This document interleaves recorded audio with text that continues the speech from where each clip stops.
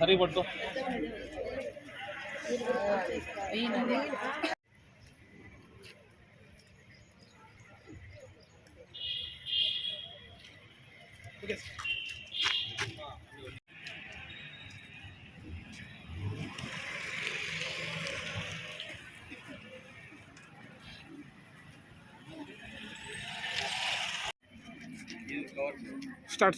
ఈరోజు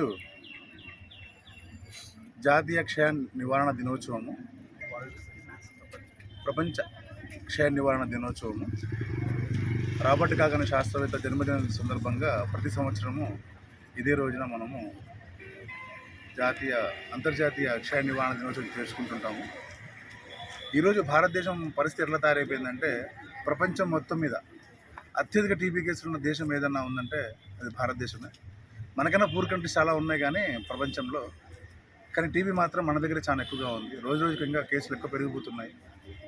రకరకాలుగా ఎండిఆర్ అని, ఎక్స్ట్రీమ్ ఎండిఆర్ అని చెప్పేసి టీబీ లక్షణాలు ఉన్న వాళ్ళు కూడా సమీపం ఉన్న ఆరోగ్య కేంద్రాలకు వెళ్ళి పరీక్షలు చేయించుకోకపోవడం, చేయించుకున్న వాళ్ళు కూడా టీబీ మందులు పూర్తి కోర్సు వాడకపోవడం, వాటి సిమ్టమ్స్ అంటే దగ్గు కానీ, ఆయాసం కానీ, జ్వరం కానీ తగ్గిపోయిన వెంటనే మందులు తినడం మానేస్తున్నారు. అలా చేయకుండా కంప్లీట్ కోర్సు, మేము ఎన్ని రోజులు చెప్తామో అన్ని రోజులు కంప్లీట్ కోర్సు తినేస్తే ఈ టీబీ అనేది ఖచ్చితంగా మనం నివారణ చేయొచ్చు.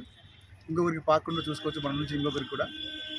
కాబట్టి ఖచ్చితంగా ఇంతకుముందు అయితే 3 వారాల మించి దగ్గు ఉంటే పరీక్ష చేయించుకోమని చెప్పేవాళ్ళము. అది 2 వారాలకు వచ్చింది. ఇప్పుడు 1 వారమే. 1 వారానికి మించి తగ్గకుండా జలుబు కానీ, దగ్గు కానీ, సాయంత్రం పూట జ్వరం రావడం కానీ లక్షణాలు కనపడితే ఖచ్చితంగా సమీపం ఉండే ఆరోగ్య కేంద్రానికి వెళ్ళి గల్ల పరీక్ష చేయించుకోవడం, ఎక్స్రే చేయించుకోవడం, డాక్టర్ కానీ కలిసి మందులు రాయించుకోవడం లాంటివి చేయాలి. వాటిల్లో ఫలితం ఏదైనా వస్తే పాజిటివ్ కానీ, మందులు పూర్తిగా గవర్నమెంట్ సహకారంతో మందులు ఇస్తున్నాము. తర్వాత వాళ్ళకు ప్రతి నెల రేషన్ కూడా ఇవ్వడం జరుగుతుంది. కాబట్టి ఎవరికైనా సరే ఏ సిమ్టమ్ కనిపించినా సమీపంలో ఉండే కదిరి గవర్నమెంట్ హాస్పిటల్కి వచ్చి గల్ల పరీక్ష, ఎక్స్రే ఇక్కడ మనం పూర్తిగా ఉచితంగా చేస్తాము. అది చేయించుకొని దీని ద్వారా ఖచ్చితంగా మందులు వాడి పూర్తిగా టీబీ నుంచి విముక్తులు కావాలని కోరుకుంటున్నాను. టీబీ పాజిటివ్ అని వచ్చిన వాళ్ళు ఖచ్చితంగా మాస్క్ వేసుకోవాలి. ఓపెన్గా ఎప్పుడు దగ్గకూడదు. ఆ వచ్చిన గల్లని ఖచ్చితంగా మూత ఉన్న ఒక డబ్బాలో వేసి సాయంత్రంకు పట్టిన తర్వాత దాని ఎక్కడైనా గుంత తీసి పూడ్చిపెట్టడమో, కాల్చేయడమో చేయాలి కానీ ఓపెన్గా పడేయకూడదు. దాని మీద ఈగలు వాలి, అది వెళ్ళిన ఆహార పదార్థాలను వాలితే అది తిన్న వాళ్ళు కూడా మళ్ళీ వాళ్ళ ద్వారా ఒక టీబీ వస్తుంది. కాబట్టి ఇంట్లో చిన్నపిల్లలు ఉన్నా, వృద్ధులున్నా, షుగర్ పేషెంట్లు ఎవరైనా ఉన్నా చాలా జాగ్రత్తగా ఉండాలి. పూర్తిగా ప్రోటీన్ ఆహారం బాగా తీసుకోవాలి. చెప్పిన టైంకి మందులు వాడాలి, మధ్యలో ఆపకుండా. మధ్యలో మళ్ళీ ఒకసారి రక్త పరీక్షలు కానీ, గల్లపట్టలు అవసరం మళ్ళీ చేసుకోవాలి. ఈ జాగ్రత్తలను తీసుకుంటా ఉంటే త్వరలో మనం భారతదేశాన్ని టీబీ రహిత దేశంగా చేసుకోవచ్చు. అది మన చేతుల్లో ఉంది. కాబట్టి దయచేసి అందరూ ఎవరికైనా లక్షణాలు కనబడితే ఏరియా హాస్పిటల్ కదిరికి వచ్చి పూర్తి ఉచితంగా గల్ల పరీక్ష మరియు ఎక్స్రేలు చేయించుకోవాలని ఈ సందర్భంగా తెలియజేసుకుంటున్నాను.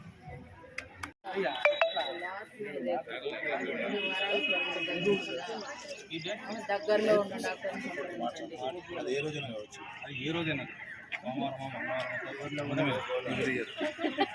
డిసెంబర్ 25 ఎంతనో ఇదే.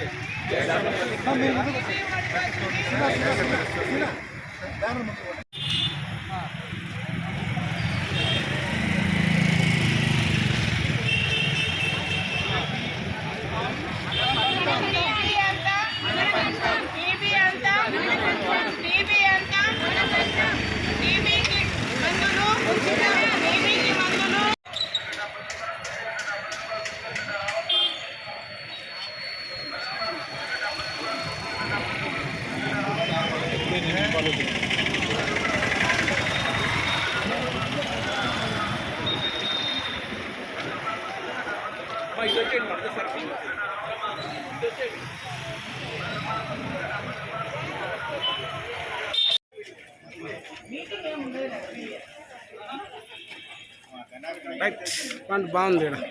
మాకంటే మీరే ఇది మాది ఏం లేదు, అంతా మంది.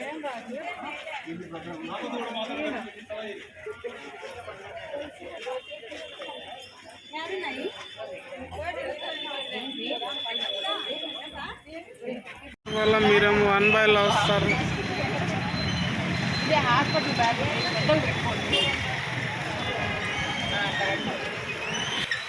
రండి.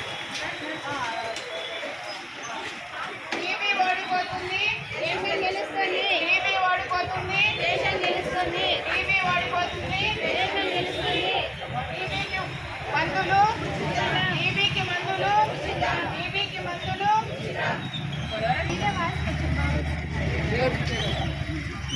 ఏం పిలుతలే. వీడియోనా అట్లా వెనక్కి బా.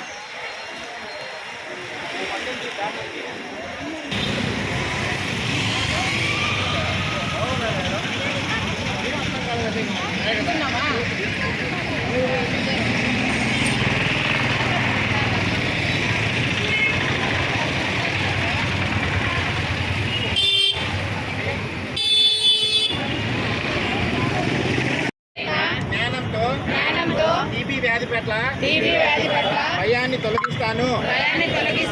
నేను అప్రమత్తంగా ఉంటాను.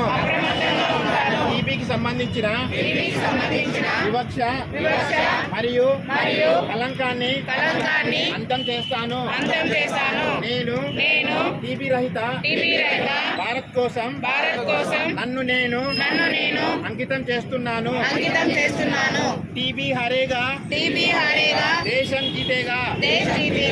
టీబీ హరేగా దేశం జీతేగా.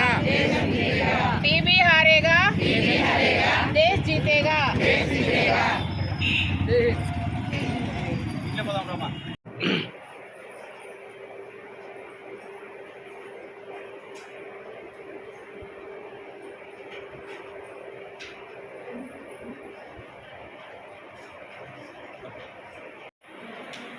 ఆమె లేదు కాబట్టి ఆమె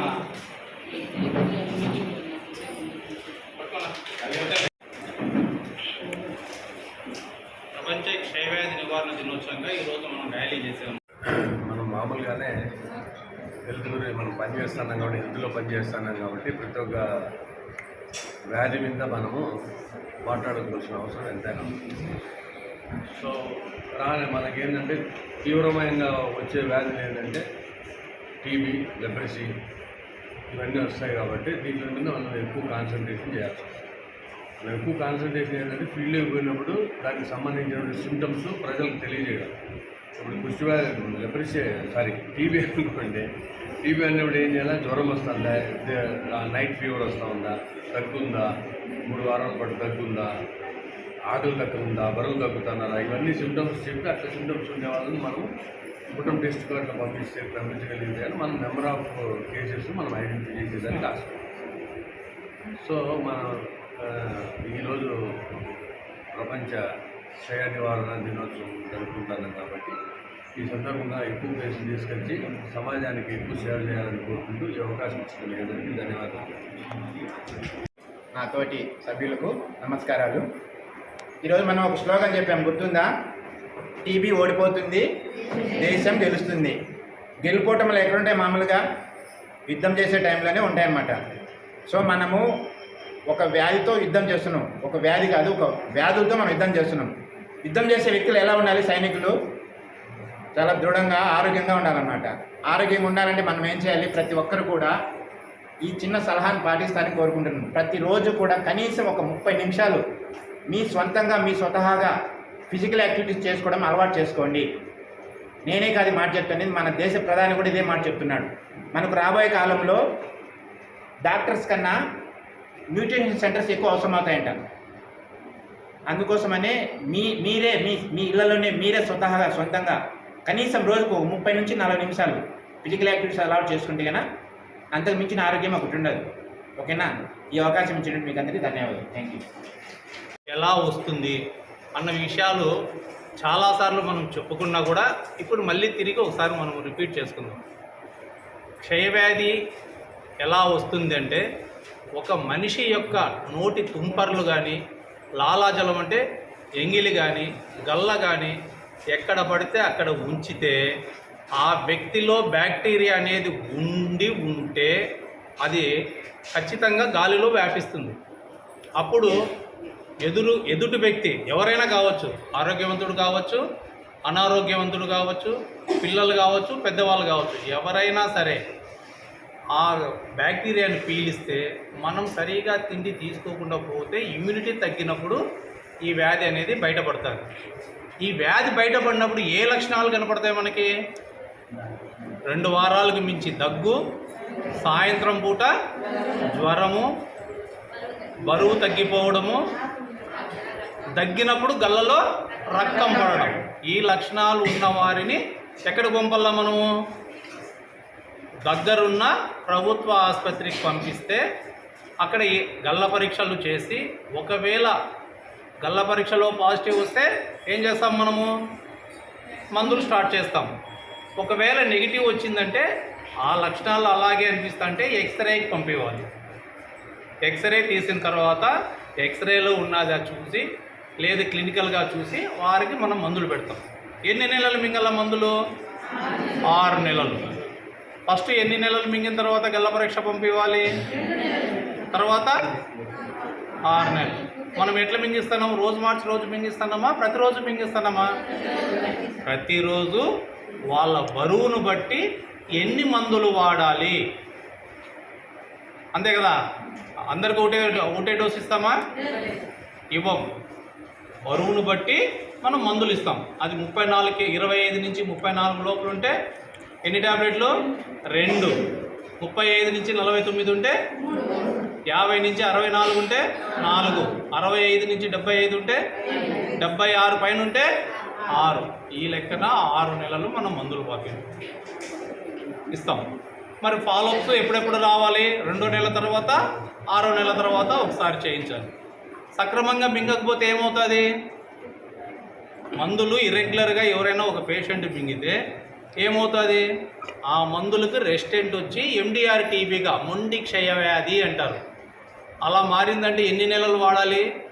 6 నెలల నుంచి 9 నెలలు, 18 నెలల వరకు వాడాల్సి వస్తుంది. ఆ పరిస్థితి రాకుండా మనం మొదట్లోనే ఆ వ్యాధికి మందులు ఇచ్చి మింగించేటట్లుగా చూడాలి. ఇంకొకటి, గల్ల పరీక్షలో పాజిటివ్ వచ్చిన వ్యక్తికి వాళ్ళ ఇంట్లో వాళ్ళందరికీ గల్ల పరీక్షలు చేయించాలని చెప్తున్నాం. చేయిస్తున్నారా? మీరు అందరూ పిలుచుకొస్తున్నారా? ఎవరి దగ్గర ఎన్ని కేసులు ఉన్నాయో తెలుసా పోనీ? కాబట్టి ఆ గల్లలో పాజిటివ్ వచ్చిన వ్యక్తి వాళ్ళ ఇంట్లో వాళ్ళందరికీ మనము టెస్టులు చేయించి ఒకవేళ టీబీ లేదని నిర్ధారణ అయిన తర్వాత ఆ వ్యక్తి నుంచి వాళ్ళకి మందులు రాకుండా మనము ప్రివెంటివ్ మెడిసిన్ ఇస్తాం. అంటే ఆ వ్యక్తికి నుంచి ఎదుటి వారికి జబ్బు రాకుండా మనం మందులు ఇస్తాం. దాంతోపాటు ఇంకోటి ఏం చేస్తున్నాం? పేషెంట్కు నెల పౌష్టికాహారం కోసం నెల ఎంత ఇస్తున్నాం మనము? ఎవరని చెప్పండి, ఎంత ఇస్తున్నాం?